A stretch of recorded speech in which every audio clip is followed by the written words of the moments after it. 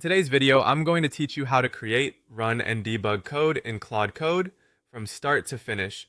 First, open the Claude Code website or app such as Claude.ai. If you're new, create an account. If you already have one, sign in.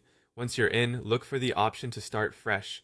Click New Project or New File to open a clean workspace where you can begin coding right away. Next, choose your programming language. You can pick from options like Python or JavaScript. Select the one that fits what you want to build.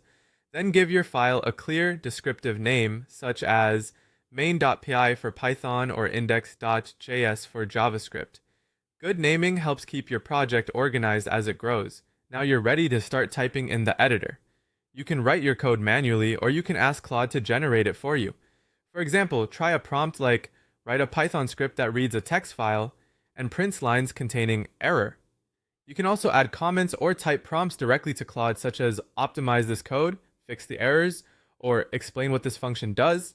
Claude will update the code for you, suggesting improvements or inserting fixes right in the editor so you can see exactly what changed and why. When you're ready to test your work, click the Run button at the top. The console window will open to show the output. Give it a moment to process, especially if your script reads files or performs network tasks. If everything goes well, you'll see the expected results right there in the console. If you hit an error, don't worry. Start by reading the error message in the console to understand what went wrong and where. Then ask Claude, why am I getting this error? Claude will explain the issue in plain language and suggest specific fixes. Apply the changes and run the code again. Iterating like this is a fast way to learn and improve your code quality. Once your code is working the way you want, it's time to save it. Click Export, download code, or save locally depending on your setup and preference.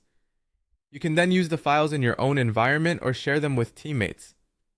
That's it. You've created, run, debugged, and exported a project in Claude Code from start to finish.